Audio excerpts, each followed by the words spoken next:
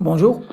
Donc, après la description matérielle externe et interne du PIC 16F84A qu'on a faite dans la dernière vidéo, on va dans cette troisième vidéo donner les bases de la programmation avec le langage assembleur propre au microcontrôleur PIC de microchip. Donc, on va commencer par présenter et expliquer le jeu d'instructions du PIC, puis les modes d'adressage qui nous permettront de mieux appréhender et utiliser ce jeu d'instructions. Ensuite, on va parler de l'outil MPLAB de microchip et du compilateur associé MPLASM, ainsi que ses directives.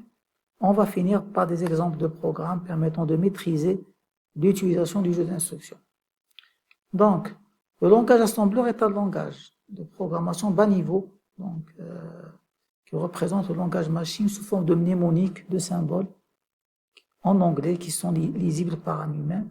Alors les PIC avec lesquels on est en train de travailler, les 16F ou 18F et tout ça, sont des processeurs type RISC, RISC pour Reduced Instruction Set Computer.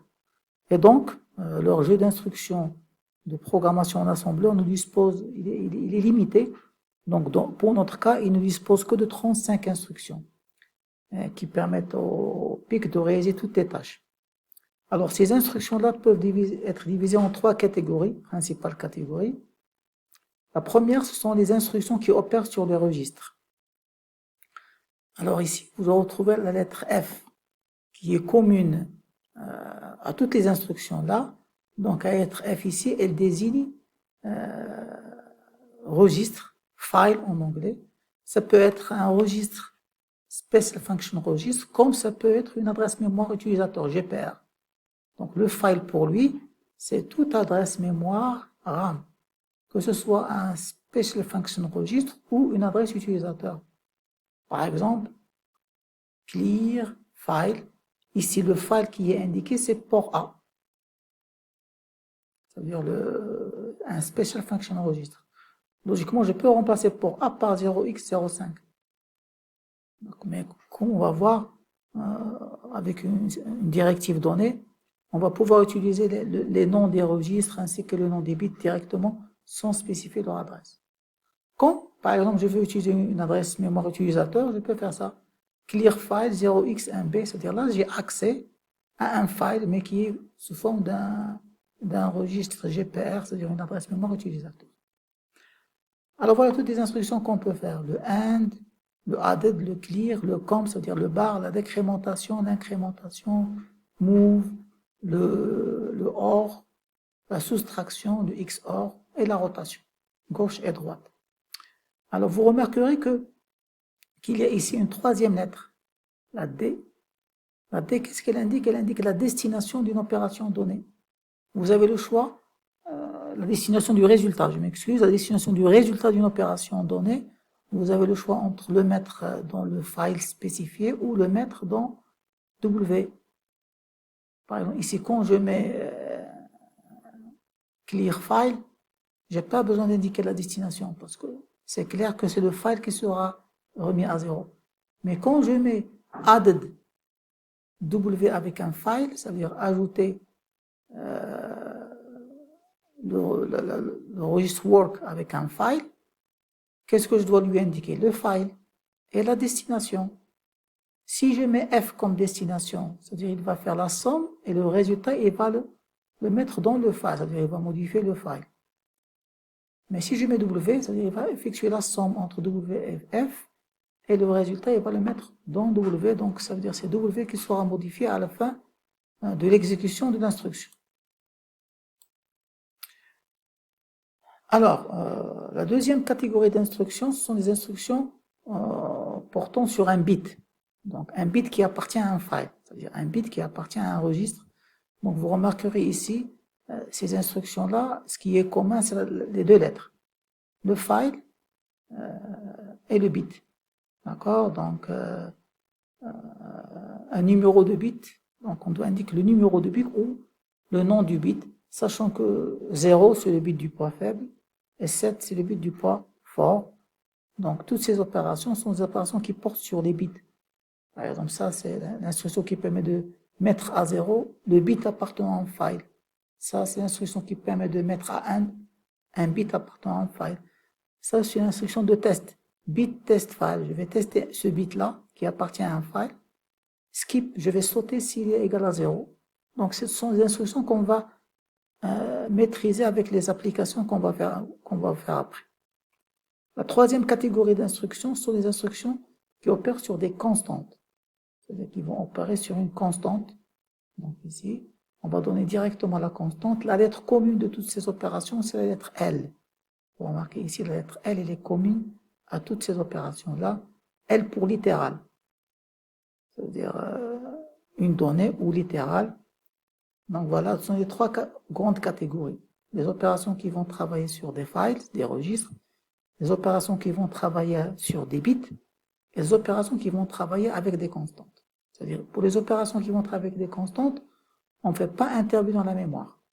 C'est uniquement le registre work et la constante. Et les résultats sont toujours stockés dans le registre work. Par exemple, quand je mets added L, L c'est une constante avec W, je lui donne la constante. Donc il va l'additionner avec l'ancien contenu W, et la somme, elle va écraser ce qu'il y avait dans W. Exemple, il y avait dans W la valeur 4. Quand je lui added LW avec 5, ici, il va mettre la somme, 4 plus 5 c'est 9. Il va mettre à jour la valeur de W avec 9, c'est-à-dire il va perdre ce qu'il y avait avant. Maintenant, il y a une autre liste d'instructions, mais qui ne peuvent pas être classées, vu qu'ils ont différents rôles. Donc, ils sont mis à part. Par exemple, clear W, c'est une instruction qui opère directement sur W. Nop, fait rien. Call, c'est pour appeler un sous-programme. Goto, c'est pour sauter. Return, donc ce sont des instructions qu'on va utiliser. Mais qui ne peuvent pas être classées dans les trois catégories précédentes. Maintenant, passons pour parler de c'est quoi une instruction assembleur. Donc, c'est quoi? Pour maîtriser la programmation, on doit comprendre de quoi est constituée une instruction assembleur. Alors, une instruction assembleur, c'est tout simplement une instruction qui est conçue de deux champs. Le champ opération et le champ opérande.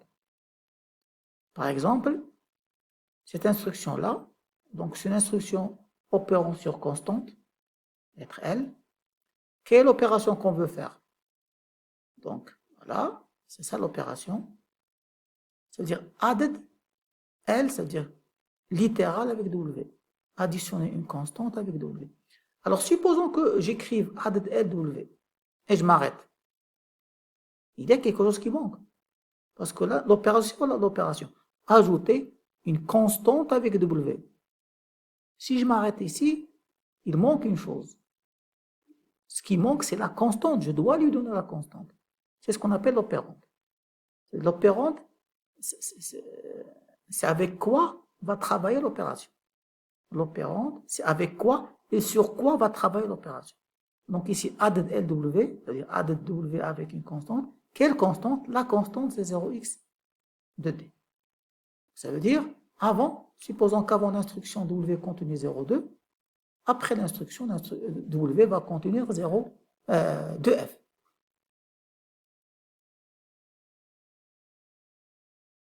Donc, il a pris 2D et il a ajouté 2 pour avoir 2F. Donc, la W a été mise à jour. Donc, ça veut dire qu'il y aura toujours une opération et, pas toujours, on va voir, donc, une opération et l'opérant, ça veut dire la donnée ou sur quoi va travailler l'opération. Maintenant, on distingue plusieurs modes d'adressage dans l'assembleur. Ces modes d'adressage dépendent de la nature de l'opérande. Elles dépendent de la nature de l'opérande. Le premier mode d'adressage, c'est l'adressage inhérent. Là, ce sont toutes les opérations qui n'ont pas d'opérande. Une opération qui n'a pas d'opérande, elle entre dans la catégorie de l'adressage inhérent.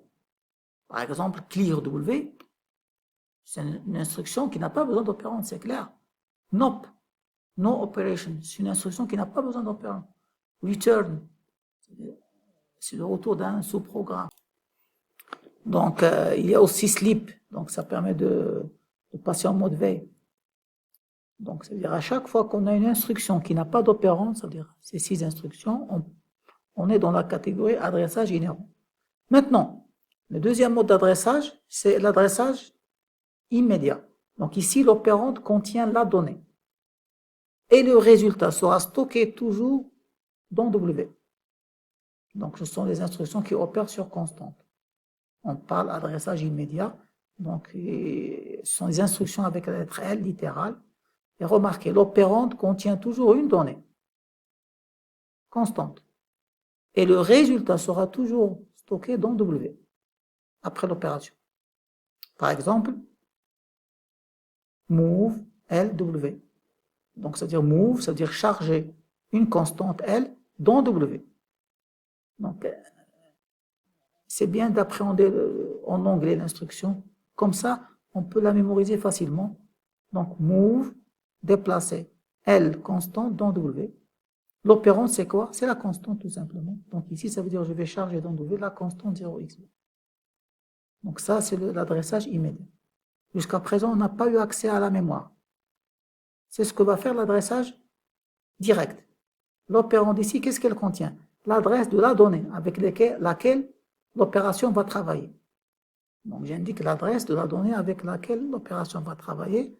Ici, le résultat de l'opération peut être sauvegardé soit dans W, soit dans le file. Donc, voilà, donc, toutes les instructions qu'on a vues avant, c'est les instructions qui opèrent sur registre. Donc, ce sont les instructions qui opèrent sur registre avec la lettre file. Donc, vous retrouvez comme opérande le file, c'est-à-dire le registre qui contiendra la donnée avec laquelle je vais travailler, et la destination, qui peut être soit W, soit le file.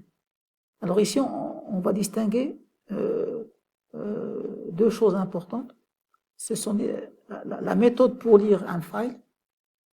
Je veux lire une donnée qui est dans un file, et la procédure pour écrire dans un file, c'est-à-dire écrire une donnée dans un file. Je commence par lire la donnée d'un file. Quand je dis file, ça peut être soit une adresse mémoire RAM, soit un registre SFR. Alors la procédure, elle est simple, c'est la suivante. Chaque lecture doit passer par le registre work. Ça veut dire move file.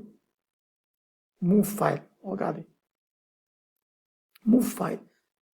Qu'est-ce que j'ai besoin d'indiquer? Le file et la destination. Donc ici, le file ici, c'est une adresse GPR, c'est-à-dire une adresse utilisateur 0x10, et j'indique W, la destination. À chaque fois qu'on veut lire le contenu d'une adresse mémoire, on exécute cette instruction. Donc avant, par exemple, W contenait 0,2. Et l'adresse 10 contenait la valeur 57. Donc après l'exécution de l'instruction de lecture, voilà, W maintenant contient la donnée qui était dans 10. Et je peux maintenant travailler avec cette donnée.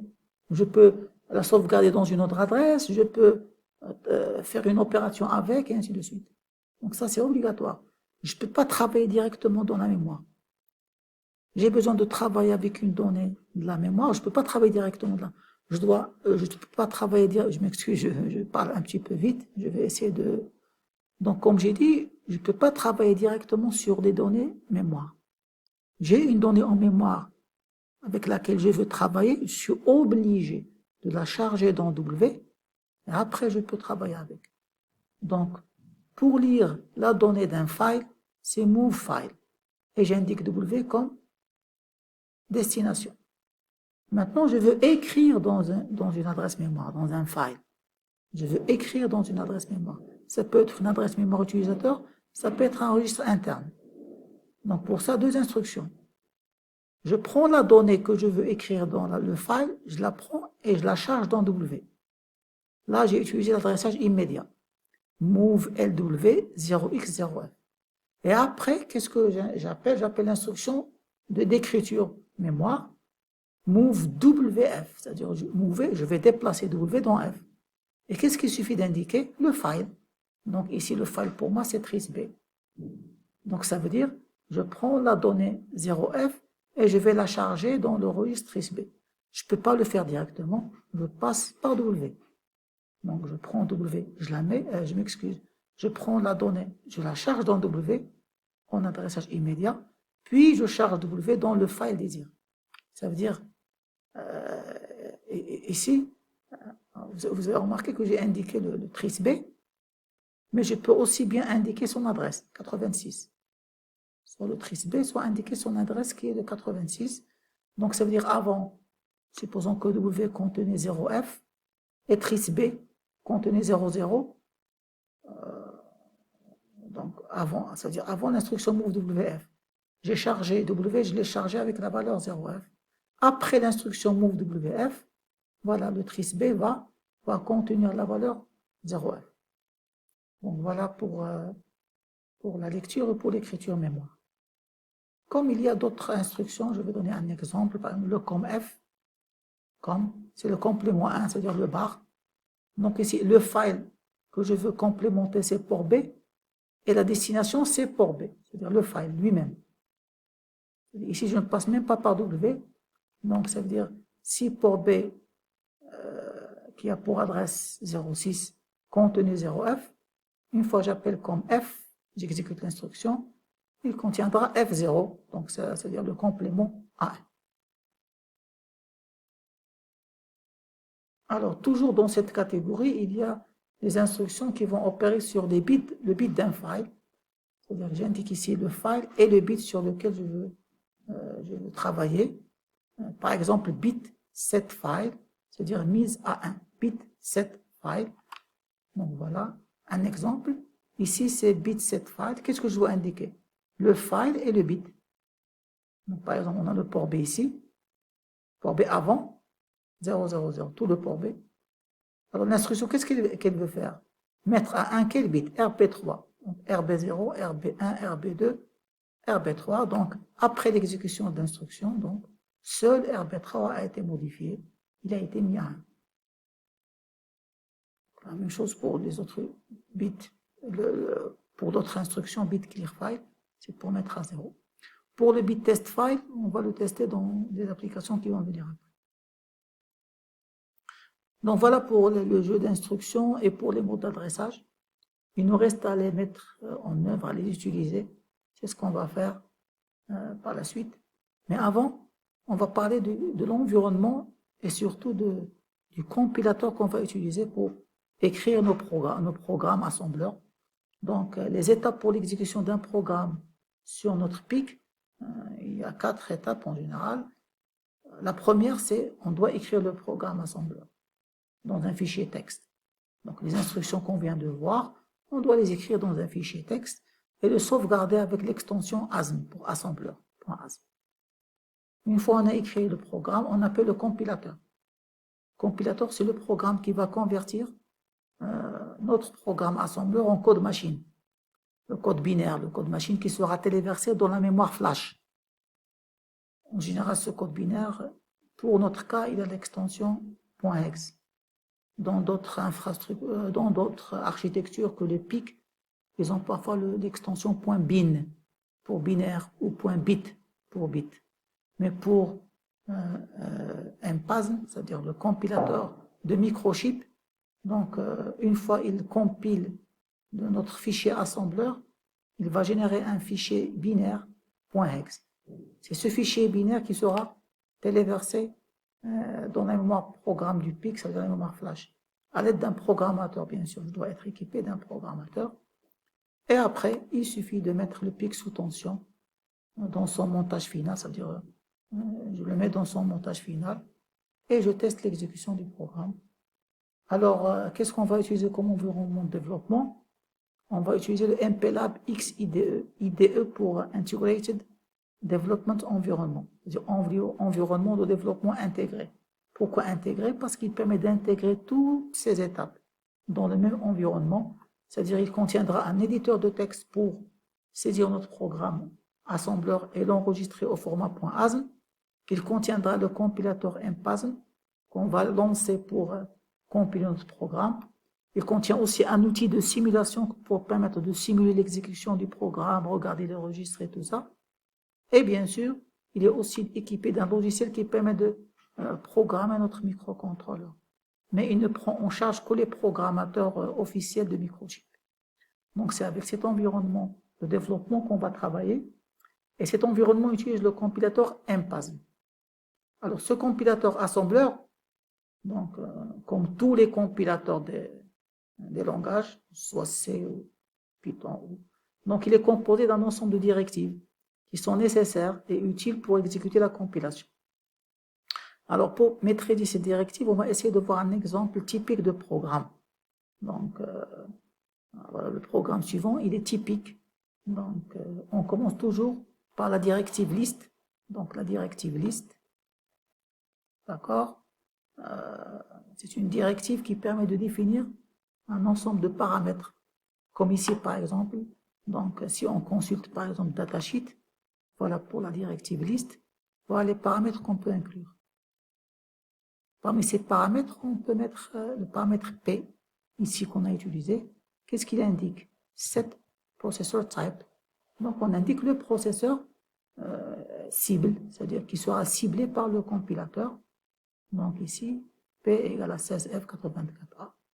Donc définition du processeur. Première étape pour le compilateur MPASM. Bien sûr, on peut ajouter d'autres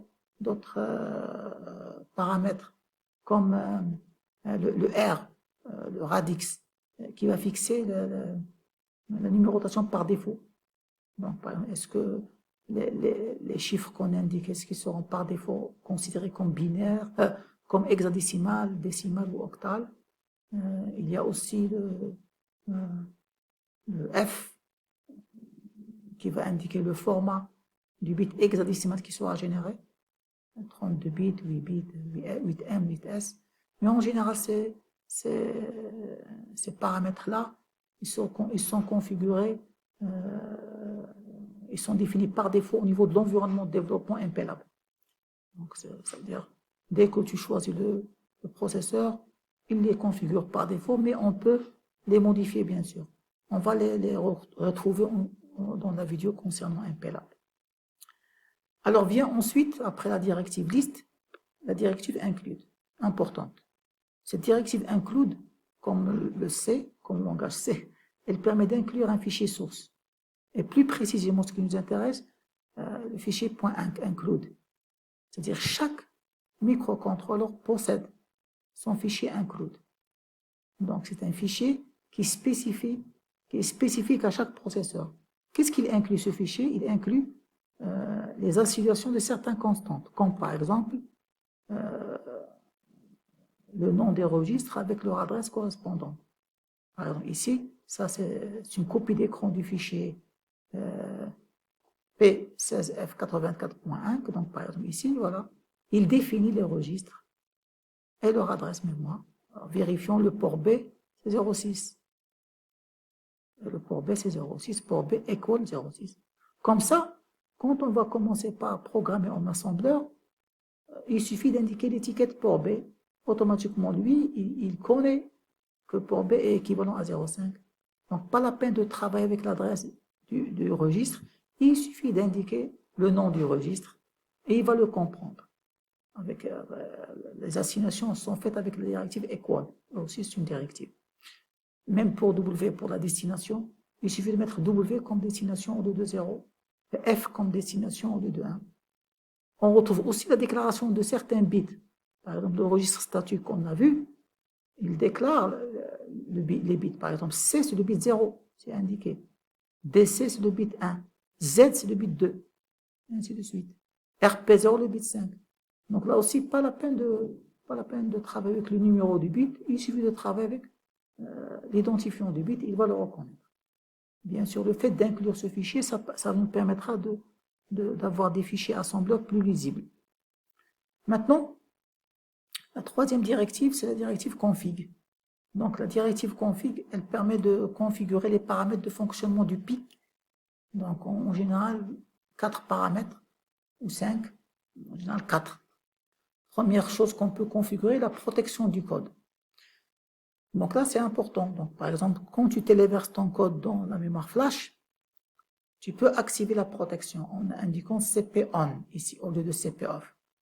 Alors, quand tu le protèges, ça veut dire que tu ne peux pas le relire. Ça veut dire que ton code ne peut pas être relu par un programmateur.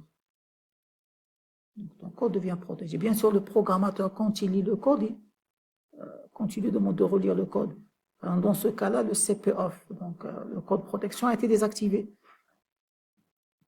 Ça veut dire que quand je téléverse mon programme, quelqu'un d'autre peut prendre le microcontrôleur, il peut relire le programme qu'il y a dans le flash. Bien sûr, il va le relire en hexadécimal. Il a besoin de le convertir en assembleur pour trouver un programme d'origine. Mais si on a une plateforme et on veut protéger notre code, on doit activer CP-on ici. Maintenant, pour le deuxième paramètre, c'est-à-dire le watchdog, donc on peut choisir soit de l'activer, soit de le désactiver avec watchdog off ou on. Donc si c'est un programme, par exemple, de TP, de test, et des trucs comme ça, donc on désactive le watchdog. Sinon, si on veut de la fiabilité et faire une remise à zéro de notre programme en cas de plantage, on active le watchdog avec watchdog on. Alors, troisième paramètre, c'est celui du démarrage rapide ou démarrage long.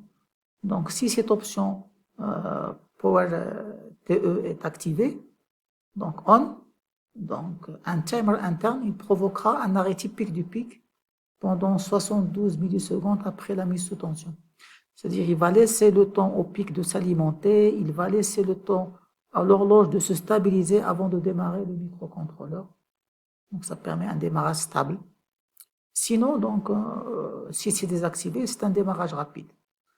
Donc, le dernier paramètre, c'est la configuration de l'horloge.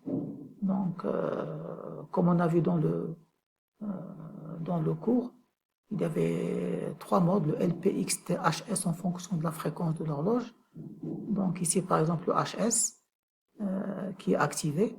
C'est-à-dire, on prévoit une horloge, un quartz de 4 ou 20 MHz. Il y a un quatrième choix, mais qui est rarement utilisé. C'est-à-dire, on va utiliser un circuit RC au lieu d'un quartz comme circuit d'horloge. Donc, après ça, il y a la directive cblock. Donc, qu'est-ce qu'elle permet de faire? Elle permet de déclarer un ensemble de variables qui correspondront à des variables utilisateurs. C'est comme des adresses mémoire utilisateurs auxquelles on va donner des étiquettes. Bien sûr, on indiquera comme adresse de départ 0C pour la simple raison que, si vous vous rappelez bien, ici la zone mémoire utilisateur commence à partir de 0C. C'est-à-dire, ici, qu'est-ce qu'on va lui indiquer? Que toutes les variables qu'on va déclarer après la directive cblock seront sauvegardées à partir de l'adresse 0C. Donc, l'adresse qu'on doit spécifier ici doit être obligatoirement comprise entre 0C et 4F. Et pas obligatoirement 0C. Donc, on peut choisir de sauvegarder nos données à partir de l'adresse, par exemple, 1B ou 1.0. Donc, par exemple, ici, ça veut dire que compteur 1, c'est l'étiquette de l'adresse 0C. C'est l'étiquette, c'est pas la donnée, c'est l'étiquette de l'adresse 0C. Et data, c'est l'étiquette de l'adresse 0D. C'est-à-dire, au lieu dans le programme principal de travailler avec l'adresse 0C, il suffit d'indiquer la variable compteur 1. Et quand on veut travailler avec l'adresse 0D, il suffit d'indiquer la variable data. C'est comme le cas des registres internes qui sont déclarés dans le fichier .inc. On peut remplacer la directive cblock par equal, comme c'était à l'intérieur du fichier .inc, c'est-à-dire on va mettre compteur 1 equal, c'est-à-dire EQU equal 0x0c, data equal 0x0. Donc il y a deux façons de faire. Donc voilà pour la directive cblock. Donc après la directive cblock, on commence la saisie de notre programme. Donc première étape, c'est on spécifie la déclaration de l'étiquette du vecteur Lie7 ici, l'étiquette du vecteur Lie7. Donc, vous vous rappelez bien, le vecteur Lie7, il commence à partir de l'adresse 00. Donc ici, on indique que l'étiquette 00, ça veut dire c'est à partir de là qu'on va saisir de notre programme. Mais il y a un problème qui va se poser, c'est que entre l'étiquette Lie7 du vecteur reset et le vecteur interruption, il n'y a pas beaucoup d'instructions. Donc, il y a uniquement 0, 1, 2, 3. Donc, il y a 4 instructions. Là, je m'excuse. Il n'y a pas beaucoup de cases mémoire. Il y a 4 cases mémoire. Et dans ces 4 cases mémoire, je ne peux rien écrire. Je ne peux pas écrire un programme. C'est pour ça que toujours nos programmes, à l'étiquette 0, c'est-à-dire à l'étiquette 0, on va mettre go to start. Donc, on va sauter. Donc, on va mettre go to start et on va sauter vers une partie qui est libre parce qu'on va laisser la partie des interruptions pour écrire des sous-programmes d'interruption et on va lui demander de sauter pour exécuter le programme principal qui va se situer quelque part ici. Donc, c'est la première chose qu'on commence à l'étiquette 00, c'est-à-dire le vecteur reset, c'est le go to start. On va sauter vers le programme principal qui va être saisi ici. Après, il y a la définition de l'étiquette d'interruption. 004, donc interrupt vecteur, code 004. Là, en général, qu'est-ce qu'on va faire à partir de cette étiquette? Qu'est-ce qu'on va saisir ici? On va saisir le code du sous-programme d'interruption. Voilà. Donc, on va tout le sous-programme d'interruption qui sera toujours qui se termine toujours par l'instruction return from interrupt. Return from interrupt. Donc, ce sont des sous-programmes d'interruption. Ça veut dire, par exemple, imaginons ce scénario. Je démarre mon processeur, mon microcontrôleur, il démarre au niveau du vecteur reset. Qu'est-ce qu'il va dire? Go to start, il saute, start et commence par exécuter le programme principal en boucle. En boucle fermée pour exécuter, pour respecter, vous allez voir le temps réel. Maintenant, il y a une interruption qui arrive. Donc, il arrête d'exécuter le programme principal, il va sauter au vecteur d'interruption. Il exécute le sous-programme d'interruption. À la fin, il retrouve return from interrupt. Il revient où il s'est arrêté pour continuer le programme principal. Donc, voilà la procédure en général en cas d'interruption. Maintenant, on n'a pas encore saisi le programme principal. On a uniquement fait appel, on a sauté à l'étiquette du programme principal donc, au niveau du vecteur 00. Et au niveau du vecteur d'interruption, bien sûr, en cas d'interruption. Alors, s'il n'y a pas d'interruption, cette partie-là donc, ne va pas être présente dans notre code. Maintenant, on passe au code principal. Donc, la saisie du code principal du programme qui se fait à partir de l'étiquette main program code. Je peux spécifier une adresse donnée, mais donc on met main program et il va sauvegarder dans la première adresse libre qui se trouvera après, c'est-à-dire juste après le sous-programme d'interruption, il commencera à saisir ici le code. Sinon, on peut spécifier l'adresse, c'est-à-dire ce main programme, il va commencer à partir de l'adresse spécifique, ici qu'on va spécifier, et il commencera le main programme ici.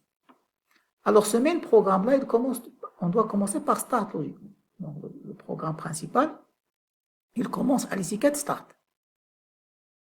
Mais généralement, la première chose, c'est pas généralement, obligatoirement, la première chose qu'on doit faire, c'est initialiser notre microcontrôleur. Après le start, je dois commencer par initialiser mon microcontrôleur.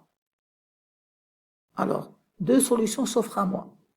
Soit commencer ici des instructions d'initialisation. Donc, je commence à initialiser les ports d'entrée-sortie, le timer, les interruptions, tout. Et après, le code principal. Soit, ce qui est conseillé, ce qui est mieux du côté organisation, soit on appelle un sous-programme d'initialisation qui est situé, par exemple, dans notre cas, à partir d'étiquette Ennis. C'est-à-dire, on va appeler call Ennis, première chose.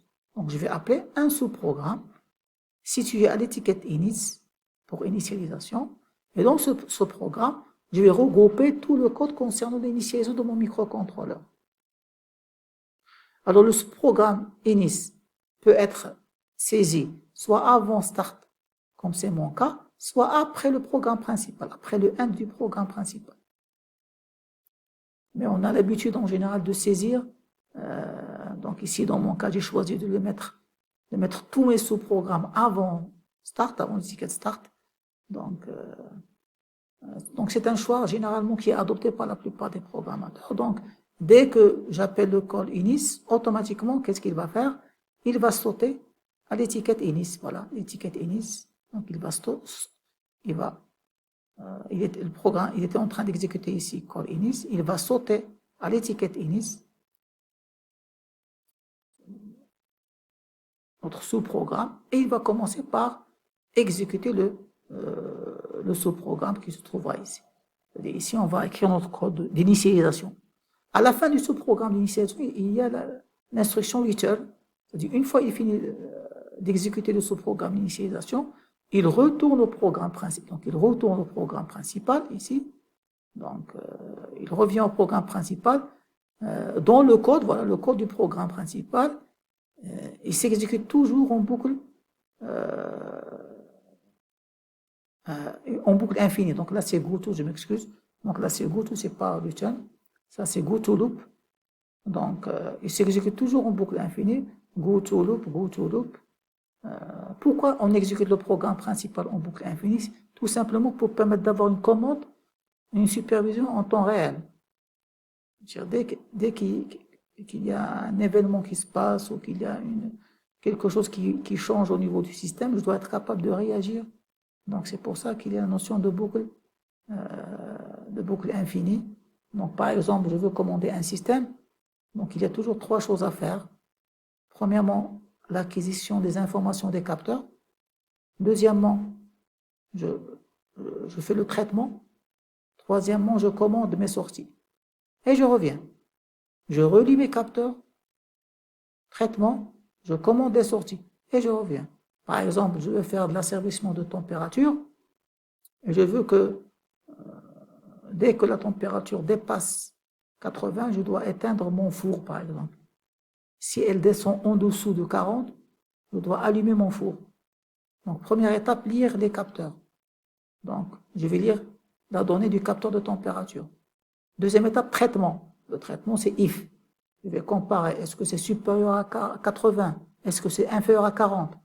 Troisième étape, la commande des sorties. En fonction du traitement, soit j'allume la résistance chauffante du four, soit j'éteins la résistance chauffante. Et je reviens. Je relis le capteur. Retraitement, recommande en boucle infinie pour avoir le temps réel. C'est-à-dire, dès que la température change, je peux réagir. Ici, c'est goto. Donc voilà. Donc, si on veut résumer, donc notre code assembleur sera typiquement organisé comme suit. Donc, il y aura la directive list pour indiquer le processeur, include pour inclure le fichier de déclaration des constantes propres au processeur, les paramètres de configuration, protection code, démarrage rapide ou lent, activation du watchdog, type d'horloge. Après, le bloc de déclaration de mes variables, bien sûr, ces variables-là, qui seront utilisées au niveau du programme principal. Donc, après, l'étiquette vecteur reset. Dans cette étiquette, en général, on met le goToStart pour sauter à l'exécution du programme principal. Puis, en cas d'utilisation de ce programme d'interruption, l'étiquette du vecteur d'interruption 04 avec le code du sous-programme d'interruption et l'instruction du return from interrupt. Alors, pour le programme principal, il commence à partir de l'étiquette main program. Donc, s'il y a des sous-programmes, que ce soit le programme d'initialisation ou des sous-programmes de temporisation, je commence par saisir mes sous-programmes. Ici, j'ai commencé par saisir mon sous-programme inis avec return, c'est-à-dire chaque sous-programme, à la fin, je mets l'instruction return. Et après avoir saisi tous mes sous-programmes, je commence par saisir mon programme principal avec l'étiquette start. J'appelle mon sous-programme d'initialisation, puis j'entre en boucle avec goto, j'entre pour l'exécution du programme principal. Bien sûr, à l'intérieur du programme principal, je peux appeler d'autres sous-programmes avec call. Donc, je peux appeler des sous-programmes que j'aurais bien sûr saisis avant l'instruction, avant l'étiquette start. Donc, dans la suite, dans les exemples des programmes qu'on verra par la suite, on va omettre ces 3 directives. Pourquoi? Parce qu'ils sont redondantes. Donc, dans chaque code, on aura les mêmes directives. Donc, mais on va les reprendre, bien sûr, quand on voudra tester les programmes avec MPLAB. Donc, maintenant, les applications. Alors, pour les applications, donc le premier travail qu'on va voir ensemble, on va démarrer un petit peu lentement, c'est la somme sans retenue. Donc, le cahier de charge ici, on désirait dire la somme du contenu des adresses mémoire 0x10 et 0x11, donc la place, l'endroit RAM GPR. Le résultat sera stocké dans l'adresse mémoire 0x20. Donc ici, l'idée c'est quoi? Donc l'adresse 0x10, il y a une donnée N1 de 8 bits. L'adresse 0x11, il y a une autre donnée N2 de 8 bits.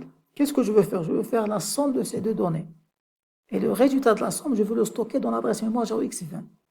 S'il y a une retenue, je ne vais pas la prendre en compte. Je vais faire ça dans le travail numéro 2, étape par étape.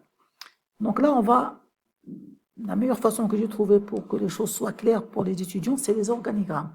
C'est-à-dire, on doit d'abord finaliser l'idée sous forme d'un organigramme. Alors, après, le passage devient facile au niveau du programme assembleur. Donc, l'organigramme, donc là, on veut faire la somme des données N1 et N2 qui se trouvent dans les adresses mémoire 10 et 11. Alors là, je ne peux pas faire ça directement, comme j'avais dit avant. Je dois obligatoirement passer par W. Toute opération exécutée par le processeur, par le microcontrôleur, par l'unité arithmétique et logique, doit passer par W.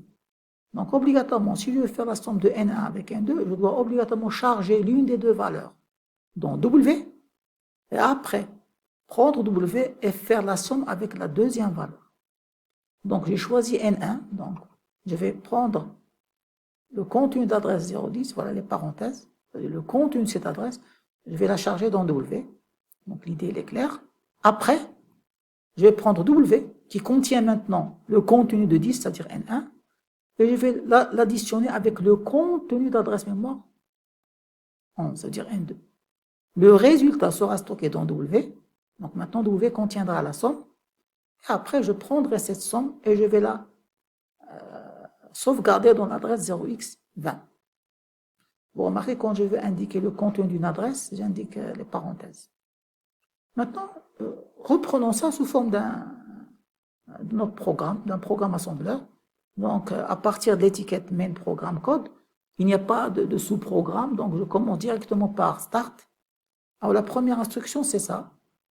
Donc, je veux le contenu d'une adresse mémoire dans W. Donc, c'est une lecture mémoire. Et on a vu que la lecture mémoire, c'est MOVEF. Move file. Donc, qu'est-ce que j'indique? Le file et la destination. Donc, ici, voilà l'instruction. Move file. Le file que je veux lire, c'est 10. La destination, c'est W. Donc, il va prendre le contenu de cette adresse et le mettre dans W. Ça, c'est move file. Après l'addition, donc ça, c'est l'adressage direct parce qu'on a indiqué un file. Là aussi, c'est une somme avec l'adressage direct, ça veut dire, je vais faire la somme avec le contenu d'un file. C'est added work with file. Additionner W avec un file. Et le résultat, je vais le mettre dans W. Donc voilà, additionner W qui contient N1 avec le file 11. Le résultat sera mis dans W. Dernière étape, c'est écriture mémoire. Écriture mémoire, c'est move WF. Voilà, move WF. Et j'indique le file où je veux écrire, c'est-à-dire 0x20. Lecture mémoire. Addition, écriture de résultat dans la mémoire. Et le end, la directive end. Donc voilà notre petit programme. Donc là déjà on a un réflexe. Le réflexe c'est à chaque fois que je veux travailler avec des données situées dans la mémoire, je dois les lire, je dois les enregistrer dans W, les lire et travailler avec. Maintenant je vais faire la même somme, mais cette fois avec retenue. Ça veut dire je vais faire toujours la somme du contenu des adresses mémoire 10 et 11. Maintenant, le résultat sera stocké dans deux adresses mémoire, le 20 et le 21. Le 20, elle contiendra la somme. Et le 21, elle contiendra la retenue. S'il n'y a pas de retenue, le 21 sera à 0. S'il y a une retenue, le 21 sera mis à 1. C'est ça l'idée. Donc là, première étape, je dois d'abord faire certaines initialisations. Première initialisation, voilà mon organigramme. Je dois m'assurer qu'initialement, il y a 0 ici au niveau de la case retenue.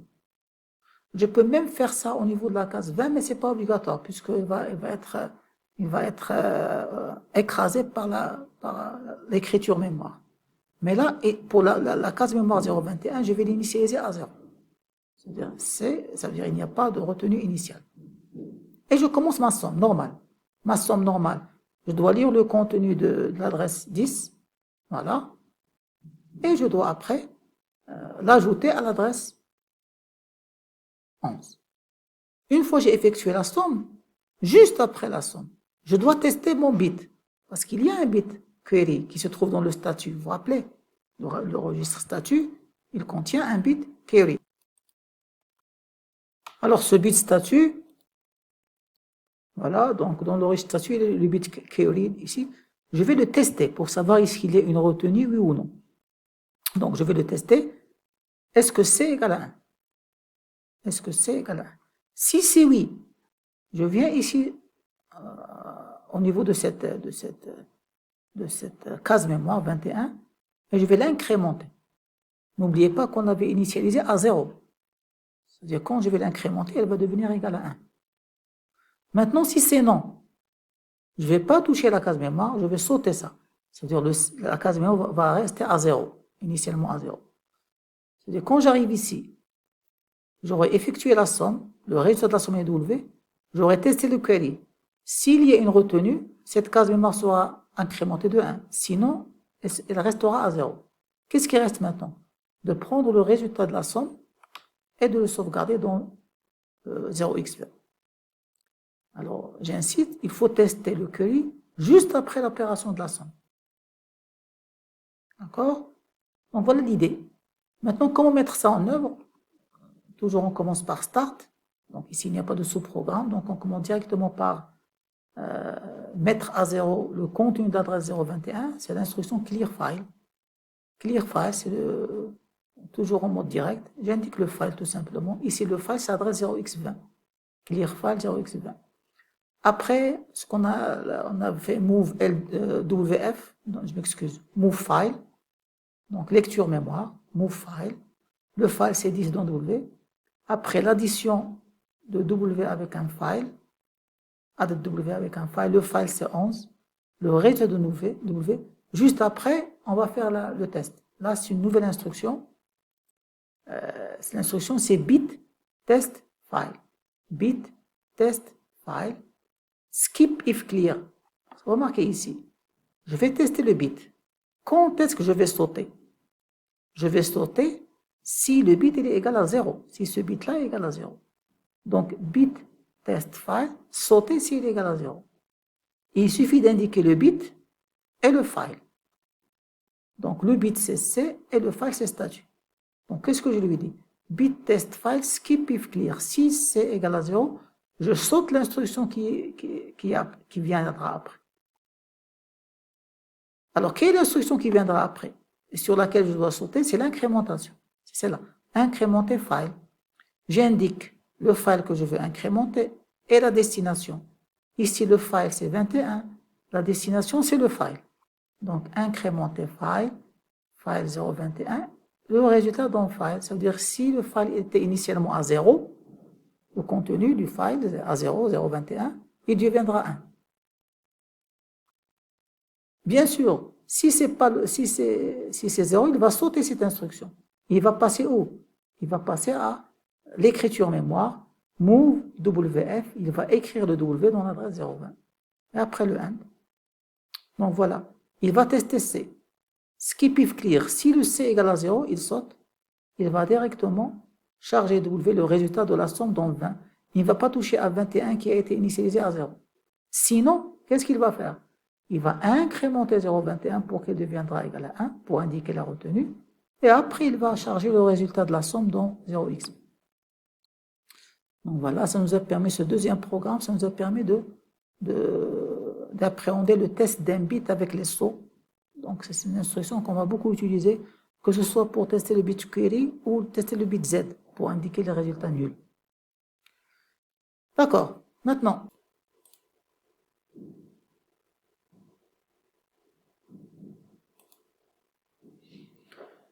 Donc maintenant, on va passer à un autre niveau. Donc on va effectuer un programme de multiplication Donc, on désire réaliser la multiplication du contenu de l'adresse 1A avec le contenu de l'adresse 1B. Le résultat sera stocké dans l'adresse 1C. Donc, N1 fois N2. Et la multiplication du résultat dans M.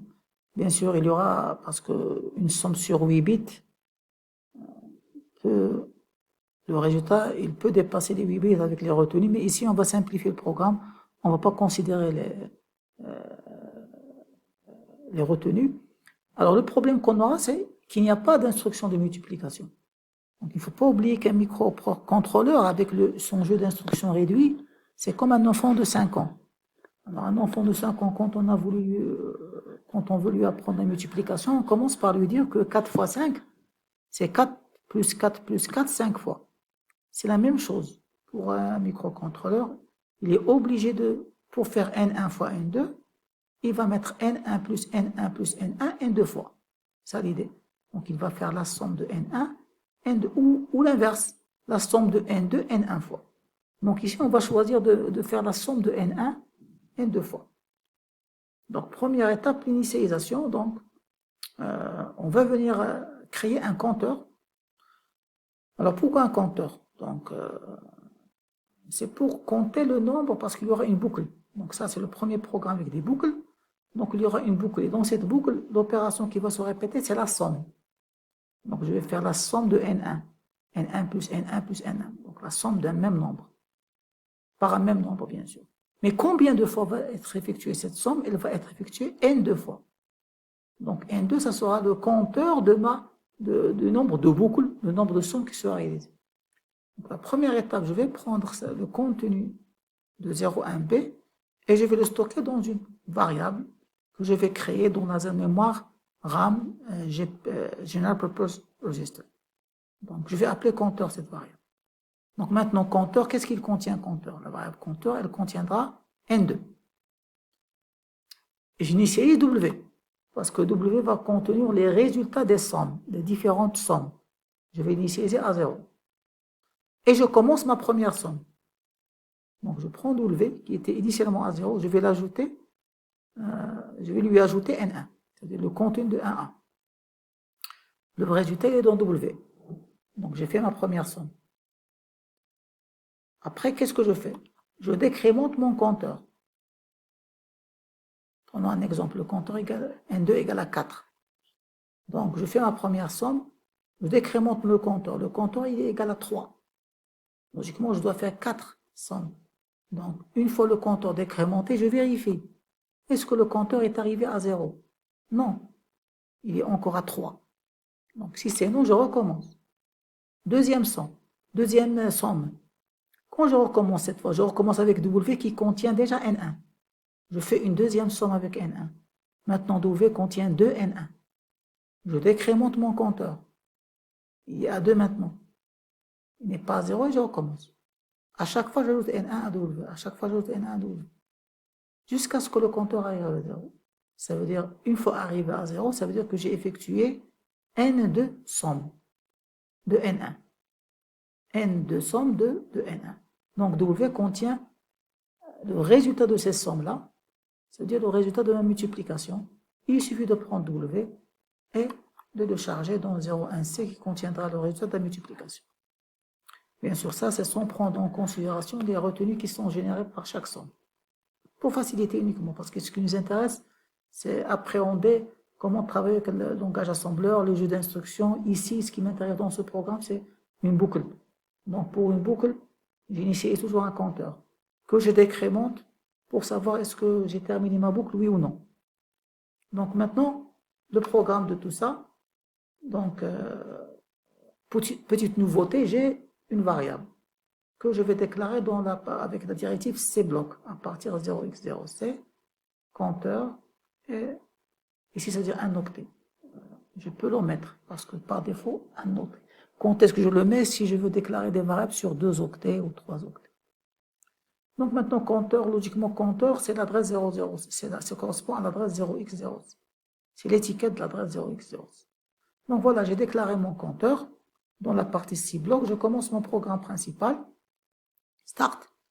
Donc, premièrement, je dois charger 01B dans le compteur. Donc le compteur, il est quelque part, c'est ici. Le compteur, il est sur l'adresse 0x1c. Là, il y a un problème. Ça veut dire que je dois charger le contenu d'une adresse mémoire dans une autre adresse mémoire. Le principe, c'est je passe par W. Je ne peux rien faire sans passer par W. Donc, je suis obligé de prendre le contenu de 1B, c'est-à-dire N2, je le charge dans W, et après, je vais le charger dans mon compteur, qui est l'adresse 0, qui est l'étiquette de cette adresse. Donc, je commence par move file, je vais lire le contenu de 1B, je vais le mettre dans W, et après, je vais le déplacer vers compteur, move W file compteur. Donc, je ne peux pas passer directement, transférer directement une donnée entre deux adresses mémoire, je passe par W. Voilà. Donc, cette action-là, organigramme, c'est deux instructions. Je prends le contenu d'adresse, je le mets dans W, et après, je le mets dans compteur. Après, j'initialise W à 0, c'est clear W. Après clear W, je fais ma somme, add WF file. Quel file? C'est 01A. Le résultat dans W. Après, je décrémente mon compteur. Nouvelle instruction. Décrémenter file. Là, c'est une double instruction, comme le cas de l'incrémentation. Quand on a incrémenté file, je m'excuse, pas l'incrémentation, le test. Bit, test file, skip if clear. Donc, c'était deux instructions en une seule. La même chose ici. Décrémenter file, skip if z, si le résultat est nul. Sauter si le résultat est nul. Voilà. Skip if nul. Donc, quel est le file que je vais décrémenter? C'est compteur. Et l'instruction va sauter si le compteur il est égal à 0. Ça veut dire, elle va sortir de la boucle si le compteur est égal à 0. D'accord? Donc, décrémenter file, skip if z, le compteur c'est le file, et le résultat va être mis dans le file. C'est-à-dire, si le compteur contient 4, il contiendra 3. S'il contient 3, il contiendra 2. S'il est égal à 0, il saute. Il sort de la boucle. Si le compteur, il sort de la boucle. Sinon, je dois me brancher ici pour faire une nouvelle somme. Donc, sinon, j'appelle goTo. goTo loop. C'est-à-dire, si le compteur est à 0, je saute le goTo, je sors pour terminer mon programme. Sinon, je ne saute pas. goTo vers quoi? Vers loop. Et voilà. Donc, il refait l'addition, décrémente. Si le résultat n'est pas nul, il ne saute pas, il continue, goTo loop, il reste ici. Dès que le compteur est à 0, il va sauter, skip if clear, il va sauter le goTo, il va venir ici. Et qu'est-ce qu'il doit faire? Il doit charger le résultat de mes différentes sommes, il doit les charger dans 0x1c. Et la fin du programme. Donc, voilà comment exécuter les boucles. Donc, on va reprendre ça, on va l'utiliser plusieurs fois. Donc, ça, ce sont des bibliothèques logicielles que je suis en train de vous donner et que vous utiliserez en cas de besoin. Maintenant, on va attaquer un autre côté qui est très utilisé en assembleur, c'est les temporisations. Donc, travail numéro 4, temporisation. Il faut savoir qu'il y a 4 façons de faire une temporisation. Alors, si la temporisation est très courte, 2, 4, 5 microsecondes, je vais appeler tout simplement l'instruction NOP. L'instruction NOP, un cycle d'horloge.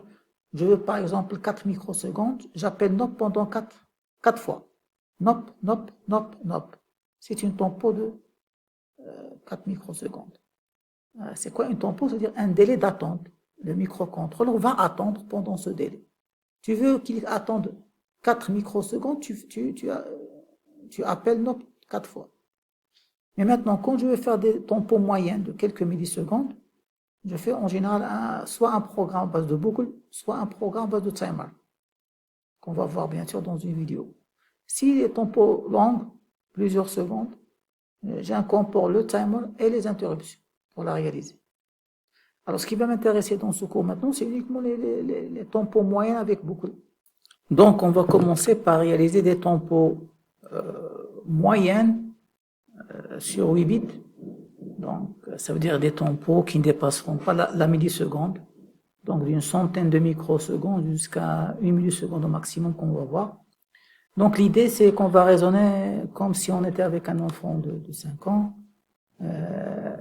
Si on veut le distraire pendant une certaine durée, c'est exactement ce que fait la tempo pour un microcontrôleur. Donc, le fait de lancer, par exemple, une tempo de 10 millisecondes, c'est comme si tu vas lui demander de ne rien faire pendant 10 millisecondes. Donc, si on prend un enfant et on veut le distraire pendant 10 millisecondes à ne rien faire, on peut, par exemple, lui donner des cartes à compter. Donc, on va lui donner un ensemble de cartes et on va lui demander de nous dire le nombre de cartes qu'il y a. Donc, il va commencer à compter une par une jusqu'à finir les cartes. Donc, l'idée est la même pour un microcontrôleur. Donc, l'idée, c'est qu'on va définir un compteur et on va l'initialiser avec une valeur. Pourquoi on dit une tempo de 8 bits? Parce que le compteur ne peut pas dépasser logiquement 8 bits, vu que notre processeur travaille avec des données de 8 bits. Donc, c'est-à-dire la valeur maximale que je peux charger dans ce compteur, c'est 255. Et après, je vais demander au microcontrôleur de décrémenter ce compteur jusqu'à ce qu'il arrive à 0. Donc, il ne va rien faire pendant la décrémentation. On peut un petit peu augmenter la durée de la temporisation en incorporant un NOP, par exemple, No Operation Instruction. Donc, il reste pendant 1 microseconde sans rien faire. Il décrémente le compteur. Il vérifie est-ce que le compteur est à 0. Si c'est non, il reprend la boucle. Et voilà. Donc, il continue à décrémenter jusqu'à ce qu'il arrive à 0. Et ça, c'est le retour ou la fin de la temporisation. Donc, c'est ça le principe, il est simple. Donc, pour l'implémenter, donc en général, la tempo, c'est un sous-programme. Donc, il aura une étiquette, une étiquette tempo. Donc, la première instruction, c'est que je vais charger une constante n dans un file. Ici, le compteur doit être déclaré dans la partie cblock. Donc, avec la directive cblock dans la RAM. Donc, je dois charger une constante n dans un file, dans une adresse mémoire. On a vu le principe, on doit obligatoirement passer par W. Donc, première étape, move LW, donc on va charger W avec la valeur N. Et après, move WF, on va charger le W dans le compteur, dans le file, adresse. Donc, vous remarquerez qu'à chaque fois, qu'est-ce que je note à côté le nombre de cycles d'horloge que prend chaque instruction. Le nombre de cycles d'horloge, on peut le déduire du jeu d'instructions.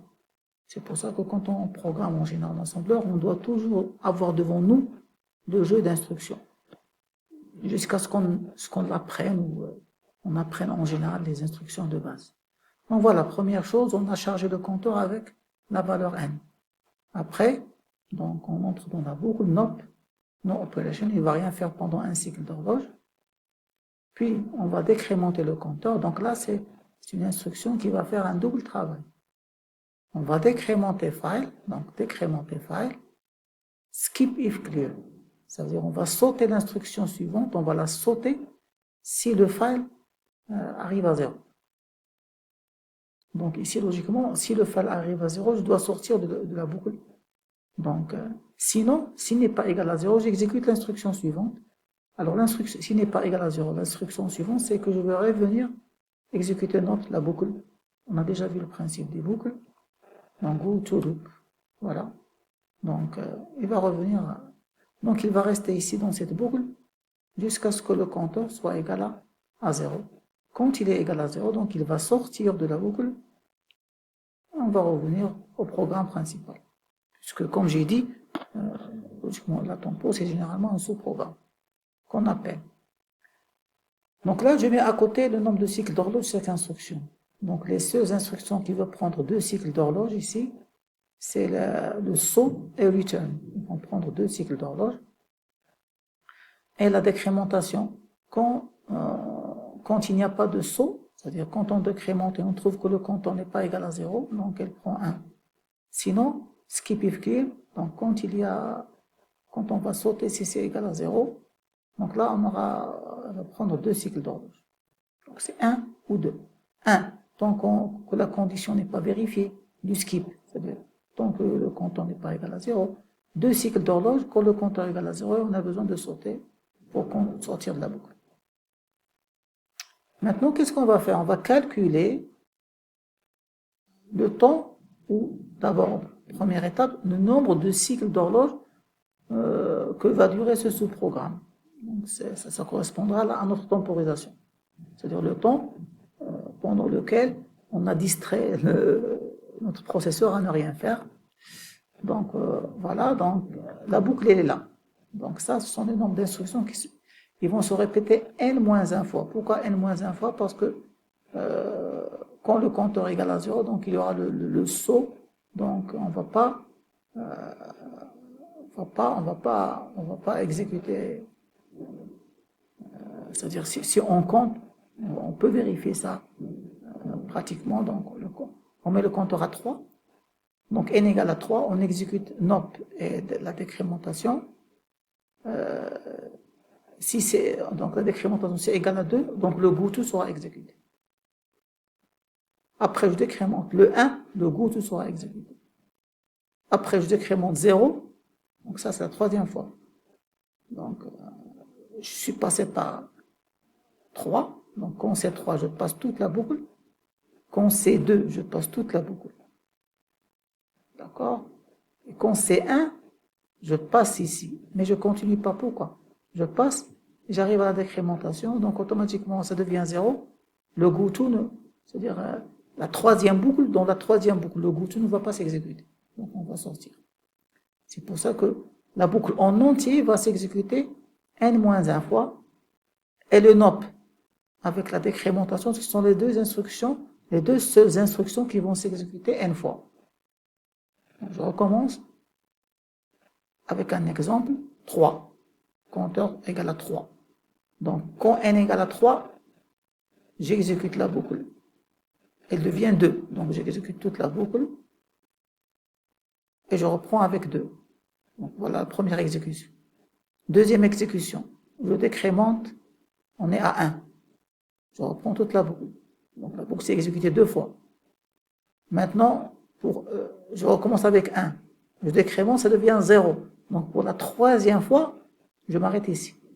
Pour la troisième fois, je m'arrête ici et je saute.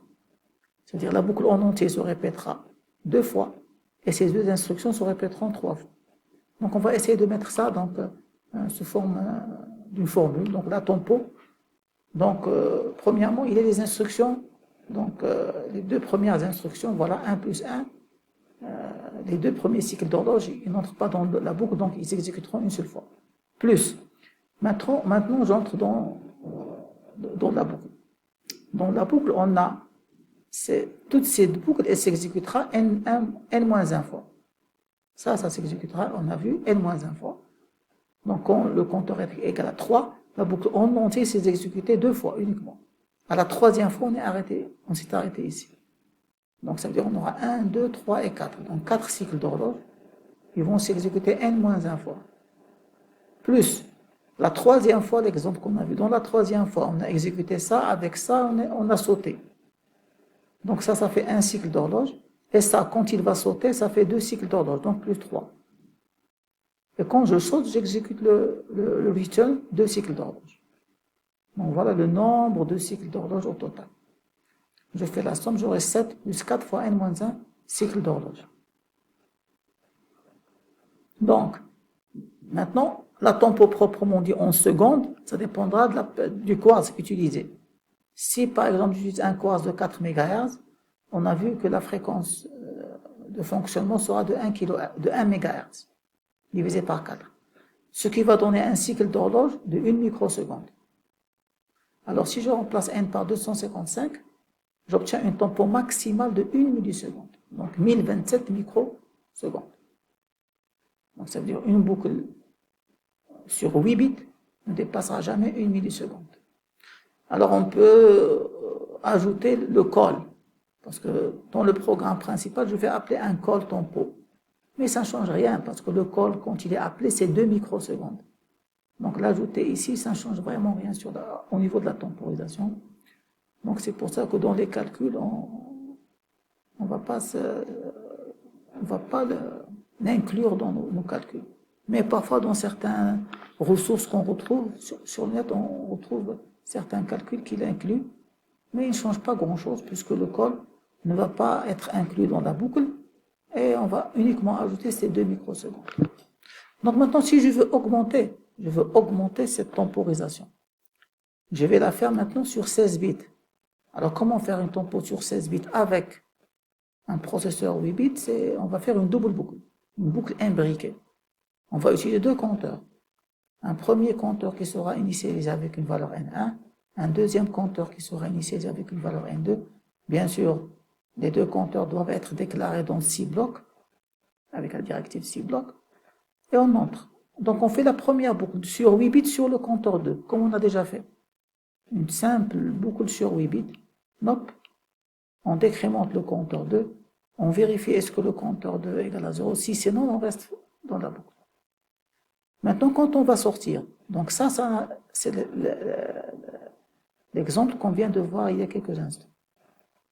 Maintenant, quand on sort avec le compteur à 0, le compteur 2 à 0. Qu'est-ce qu'on va faire?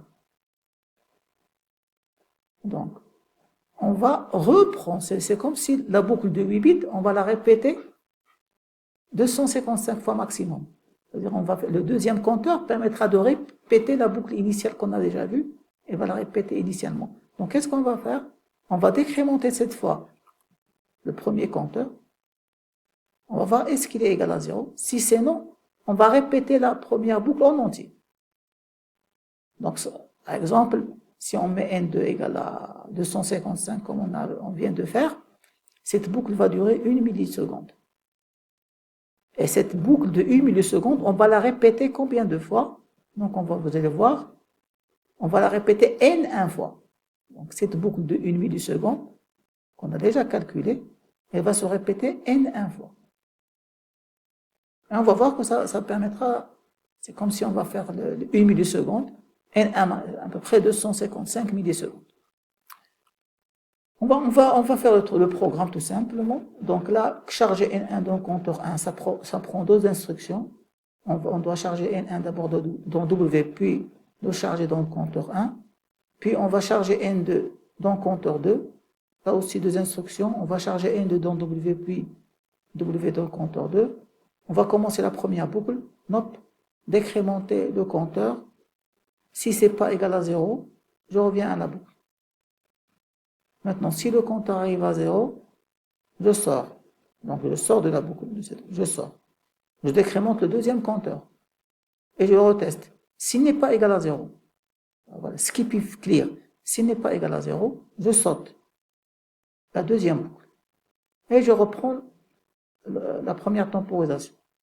Je recommence la première temporisation. Quand elle finit, je vais donc la répéter autant de fois qu'il y a de valeur dans le compteur 1. Maintenant, quand le compteur 1 arrive à 0, je sors de la boucle return. Donc, ça veut dire, ça se répète N2 moins 1 fois. Et là, cette boucle, cette petite temporisation, elle-même va se répéter N1 moins 1. Donc, de la même façon, on va essayer de mettre ça sous forme d'une formule. Donc, voilà, ça c'est N2 moins 1, ça c'est N1 moins 1, et je commence. Donc, je commence par l'intérieur pour bien comprendre. Alors, cette boucle-là va se répéter. On peut commencer par ici. Donc, je commence, par exemple, les 2 premières instructions qui sont exécutées n'entrent pas dans la boucle, dans aucune des boucles. Donc, le 1 plus 1. Plus, j'entre dans la boucle extérieure. Elle va se répéter combien de fois? N1 moins 1, avant que je sorte. C'est-à-dire, elle va se répéter N1 moins 1, avant que je sorte. D'accord? Fois. Donc, j'aurai 1 plus 1. Donc, ça, c'est la formule de la boucle intérieure. C'était N2 plus 1 fois 1 plus 3. Et qu'est-ce que j'ajoute? J'ajoute le 1 cycle d'horloge, parce que dans cette boucle intérieure, il y a un cycle d'horloge de ça, plus les 2 cycles d'horloge. Donc, 1 plus 1. Donc, il y a la tempo ici, cette tempo tout entière. Voilà. À laquelle je vais ajouter 1 plus 1. Puis, je vais ajouter le 1 plus 2 pour sortir. Quand je sors, ça fait 3. Alors, quand je sors, je vais ajouter 1 plus 2 de la boucle intérieure. Et voilà. Et quand la boucle est finie, quand je vais sortir, quand le compteur il est égal à 0, je sors. Alors quand je sors, je vais ajouter le 2. Le 2 plus 2. Le 2 du saut et le 2 du return. Donc vous pouvez à tête reposée reprendre la formule. Donc fois le nombre de cycles d'horloge. Là aussi, je simplifie les calculs. J'aurai 6 plus n1 moins 1 fois 8, 4 fois n2 moins 1. Le maximum que je peux faire ici, c'est je prends n1 égale à n2 égale à 255. Je prends le cas d'un quartz 4 MHz. Je tombe sur un tempo d'un quart de seconde à peu près. 270 millisecondes. Donc c'est pour ça qu'on a dit que c'est valable pour les tempos moyens de quelques millisecondes. Donc quand on tombe sur des tempos on a besoin d'un tempo d'une seconde et tout ça. Donc là on ajoute, on va utiliser généralement le timer avec les interruptions. Donc voilà pour ce cours. Donc j'espère que après l'avoir vu, vous aurez un petit peu, vous commencerez un petit peu à maîtriser la programmation en assembleur et surtout les cas d'utilisation des différentes instructions du jeu d'instructions. Donc ce qu'on a vu, c'est on a commencé par les mots d'adressage et on a vu que les mots d'adressage permettaient de classifier les instructions. On trouve l'adressage inhérent, ce sont des instructions qui n'ont pas besoin d'opérande, comme clear W, comme le NOP qu'on vient de voir, comme le return. Il y a aussi l'adressage immédiat, où l'opérande est la constante avec laquelle l'opération va travailler, comme le move LW, quand on veut charger W avec une constante, move LW, on donne une constante. Et l'adressage direct, où l'opérande est un file, ça peut être une adresse mémoire ou un registre. Après, on a parlé un petit peu du compilateur MPASM qu'on va utiliser dans les TP, la mise en pratique de tous ces programmes.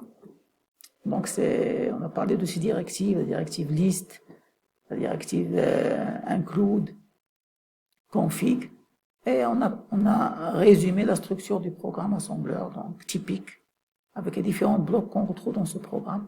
Et pour mettre en œuvre tout ça, on a vu l'addition avec ou sans retenue, la multiplication, la temporisation via les boucles de 8 bits et boucles de 16 bits. Vous pouvez bien sûr reprendre n'importe quelle partie que vous voulez à partir du sommaire qu'il y a dans le descriptif de la vidéo en bas. Il y a un petit sommaire qui vous permettra, avec des liens, de partir là où vous voulez. Donc, merci encore pour ceux qui ont suivi cette vidéo. Et je vous donne rendez-vous à la prochaine vidéo. Cette fois, c'est la pratique de cet assembleur, mais cette fois pour la mise en œuvre des caractéristiques du PIC, en commençant par les ports d'entrée-sortie.